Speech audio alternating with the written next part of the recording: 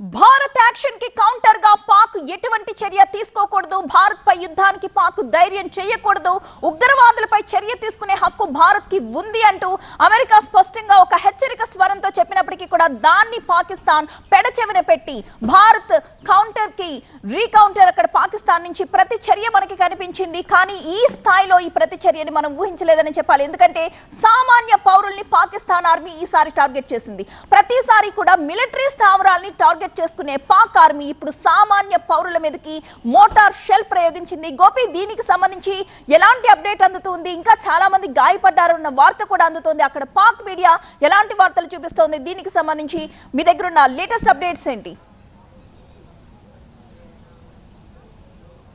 భారత్ పాక్ సరిహద్దుల్లో ఉద్రిక్తకర పరిస్థితులు కొనసాగుతున్నాయి. భారత్ పాక్ ఆక్యుపైడ్ కశ్మీర్ పాకిస్తాన్లోని ఉగ్ర శిబిరాలపైన దాడులు చేసిన అనంతరం ఇటు లైన్ ఆఫ్ కంట్రోల్ వద్ద ఉన్న సైనిక పోస్టులు అలాగే గ్రామాల్లో ఉన్న ప్రజల ఆవాసాలే లక్ష్యంగా పాకిస్తాన్ సైన్యం ఆర్టిలరీ వెపన్స్ ఇటు మోటార్ షెల్లర్స్తో విరుచుకుపడుతున్న పరిస్థితి. ఇప్పటి వరకు 3 చనిపోయారు, మరికొంతమందికి గాయాలయ్యాయి. సో దీన్ని యాక్ట్ ఆఫ్ వార్గా భారత్ డిసైడ్ చేసే అవకాశం ఉంటుంది. ఇప్పటి వరకు ఉగ్రవాదంపై పోరునే చూశారు, ఇకపై భారత్ పాక్ పైన విరుచుకుపడబోతోంది. ఇది operation Sindoor first phase. So మరిన్ని దాడులు జరగవచ్చు అని చెప్పి మనకు అందుతున్న సమాచారం. సో ఖచ్చితంగా భారత్ పెద్ద సైనిక చర్యకు సిద్ధమవుతున్నట్లుగా తెలుస్తోంది. సివిలియన్స్ పైన ఇప్పటి వరకు పర్యాటకుల పైన జరిగిన దాడికి ప్రతీకారంగా ఆపరేషన్ సింధూర్ పేరుతో అక్కడున్న ఉగ్ర శిబిరాలని జైషే మహమ్మద్, లష్కర్ ఏ తోయిబా లాంటి ఉగ్ర సంస్థల హెడ్ క్వార్టర్స్ని అక్కడున్న వారి మౌలిక వసతులన్నింటినీ కూడా సమూలంగా నీలమట్టం చేసినాయి భారత త్రివిధ దళాలు. సో ఇప్పుడు దానికి ప్రతిగా పాక్ సైనిక చర్యను ముమ్మరం చేస్తూ భారత సైనిక పోస్టులు సుమారు గడిచిన 15 రోజుల్లో 35 పోస్టుల లక్ష్యంగా అనేక సార్లు ఇటు కాల్పుల విరమణ ఒప్పందాన్ని ఉల్లంఘిస్తూ కాల్పులు జరిపిన పరిస్థితి. గత జనవరి నుంచి ఇప్పటి వరకు కూడా సుమారు 2000కు పైగా సార్లు కాల్పుల విరమణ ఒప్పందాన్ని ఉల్లంఘిస్తూ పాక్ దుస్సాహసానికి పాల్పడుతోంది. ఎప్పటికప్పుడు military operation DG Pakistan military operation డీజీతో మాట్లాడుతున్న వారి బుద్ధిలో మార్పు రాలేదు. ఇప్పుడు ఈ పహల్గామ్ ఉగ్రదాడి తరువాత ఈ ఎస్కలేషన్స్ అనేవి మరింత పెరిగాయి. సో ఇప్పుడు సామాన్య పౌరులు కూడా చనిపోతున్న పరిస్థితి. సో ఖచ్చితంగా భారత్ దీనికి ధీటుగా సమాధానం ఇచ్చే అవకాశం కనిపిస్తుంది. ఆపరేషన్ సింధూర్లో భాగంగా ఫస్ట్ ఫేజ్లో 9 లొకేషన్స్లో ఉన్న ఉగ్ర శిబిర స్థావరాలపైన దాడులు జరిపింది భారత్. సో నెక్స్ట్ ఇక సైనిక చర్య దిగితే మాత్రం ఖచ్చితంగా అమెరికా హెచ్చరిస్తోంది మళ్ళీ ప్రతి దాడి చేయొద్దు అని.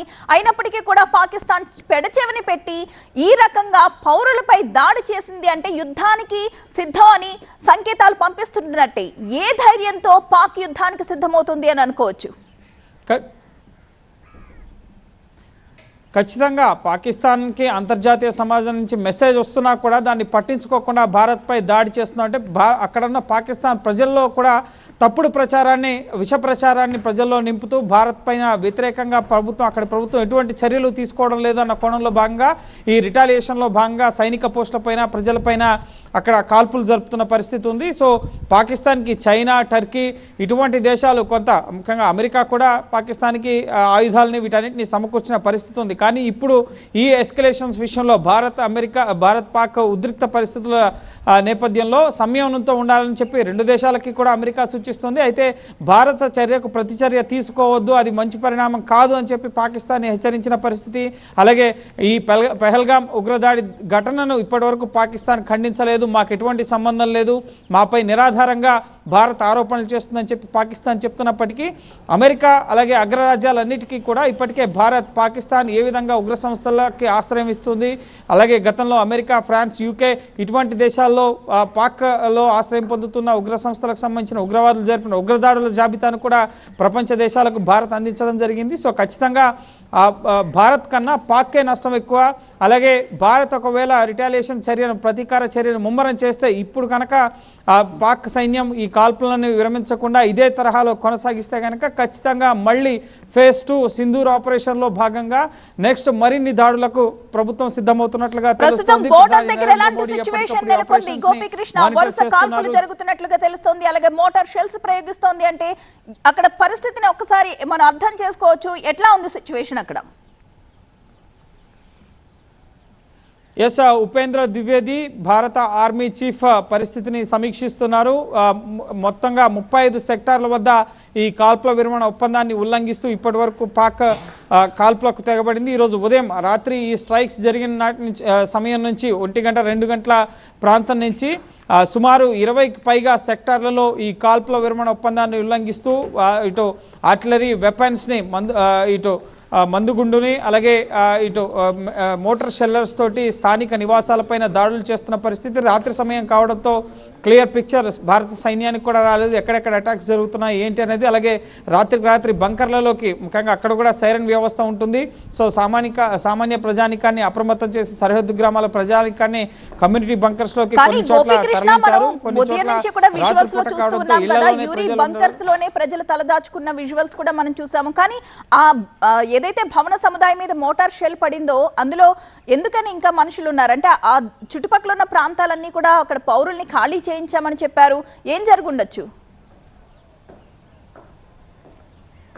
ఎస్ రాత్రి ఈ అటాక్స్ అనేవి ప్రారంభమయ్యాయి.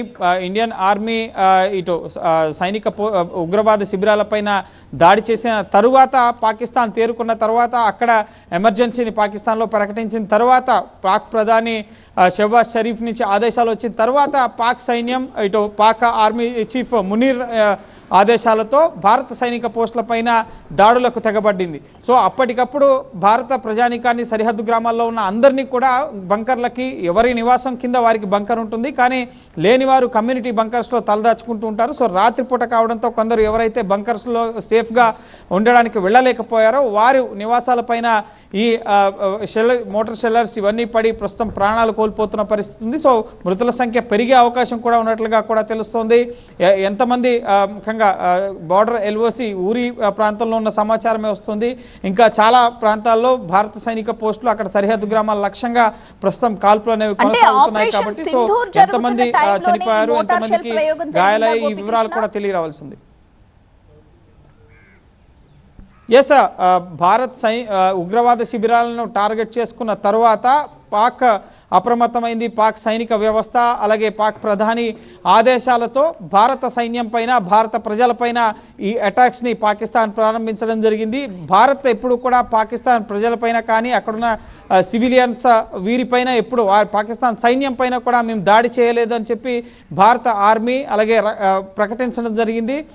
ఇది కేవలం పెహల్గాం ఉగ్రదాడిలో ఉన్న వారికి బుద్ధి చెప్పేందుకు తీసుకున్న చర్యగా భారత ప్రకటన కూడా విడుదల చేయడం జరిగింది. కానీ ఇది ముఖ్యంగా పాక్ ప్రజలపై జరిగిన దాడిగా ఇటు షెహబాజ్ షరీఫ్ పాక్ ప్రధాని ప్రజలను తప్పుదోవ పట్టిస్తూ సైన్యాన్ని తప్పుదోవ పట్టిస్తూ భారత సైన్యం పైన భారత ప్రజానికం పైన కాల్పులకు ఆదేశాలు ఇచ్చినట్లుగా తెలుస్తుంది. అందులో భాగంగానే ఒక దేశ సైన్యం మరొక దేశ సైన్యం పైన ప్రజలపైన దాడి చేస్తున్నారు, కాల్పులు జరుపుతున్నారంటే ఆ దేశ ప్రధానికి ఆ దేశ రక్షణ వ్యవస్థకు తెలియకుండా ఇది జరగదు. సో ఖచ్చితంగా భారత్ చేసిన చర్యకు ప్రతిచర్యగానే ఇప్పుడు సివిలియన్స్ ని భారత ఆర్మీని టార్గెట్ చేస్తూ సరిహద్దుల్లో జమ్మూ కాశ్మీర్ అలాగే ఎల్ఓసి సరిహద్దుల్లో ఈ కాల్పులకు పాకిస్తాన్ తెలబడుతుంది. పాకిస్తాన్ ప్రధాని పెట్టిన ట్వీట్ ని కూడా మనం ఈ విధంగా రిసీవ్ చేసుకోవాలి. ఎందుకంటే ఆయన స్పష్టంగా చెప్పారు ఇది పాకిస్తాన్ పై జరిగిన దాడి పిరికిపంద చర్యగా మేము భావిస్తున్నామని చెప్పిన వెంటనే ఈ మోటార్ షెల్స్ ప్రయోగం జరిగి ఉండొచ్చు, పాకిస్తాన్ ఆర్మీకి ఆదేశాలు వెళ్ళి ఉండొచ్చు. ఎగ్జాక్ట్ గా ఇదే ఊహించాల్సి ఉంటుంది, ఎందుకంటే అర్ధరాత్రి జరిగింది అని చెప్తున్నారు. అదేనా? ఖచ్చితంగా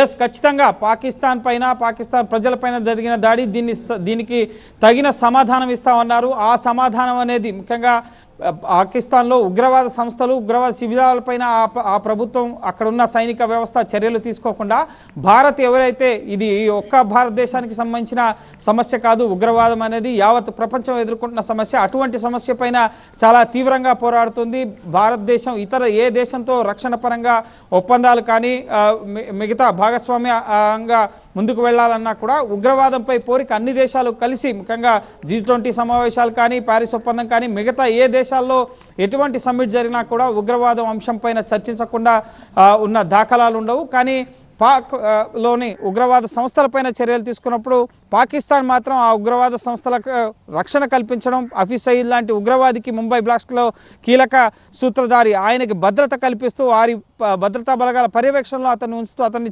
చర్యలు తీసుకోకుండా ఉరి తీయకుండా సేఫెస్ట్గా ఉగ్రవాద సంస్థలకి ఊతం ఇచ్చే విధంగా ఆయన రెచ్చగొట్టే వ్యాఖ్యలు చేస్తున్నా ఇంకా అక్కడే పెట్టుకుని పోషిస్తున్న పరిస్థితి ఉంది. సో ఖచ్చితంగా పాకిస్తాన్ భారత్ని తప్పుగా చూపిస్తూ అంతర్జాతీయ సమాజానికి పాక్ ప్రజలకి అక్కడున్న ఉగ్రవాద సంస్థలపైన ఉగ్రవాదులపైన చర్యలు తీసుకోకుండా దానిపై పోరాడుతున్న భారత సైన్యం పైన భారత ప్రజలపైన సరిహద్దు గ్రామాల ప్రజలపైన దాడులు చేస్తున్న పరిస్థితి ఉంది. సో ఖచ్చితంగా దీన్ని భారత్ తిప్పికొట్టబోతోంది. ఇప్పటి వరకు జరిగిన ఆపరేషన్ సింధూర్ అనేది ఫేజ్ 1గా మనకు అందుతున్న సమాచారం. సో ఖచ్చితంగా ఫేజ్ 2 ముఖ్యంగా ప్రతీకార చర్య అనేది చాలా బలంగా ఉండబోతున్నట్లుగా తెలుస్తోంది. పాకిస్తాన్ సైన్యం జరుపుతున్న కాల్పులకు సంబంధించి ప్రభుత్వం తీసుకున్న నిర్ణయాలకు సంబంధించి ముఖ్యంగా అంతర్జాతీయ వివిధ దేశాలకు సంబంధించిన అధినేతలు ఇప్పటికే మోడీతో ఫోన్లో మాట్లాడే అవకాశం ఉంటుంది. ఎందుకంటే ఈ ఆపరేషన్ని మోడీ మానిటర్ చేస్తున్నారు.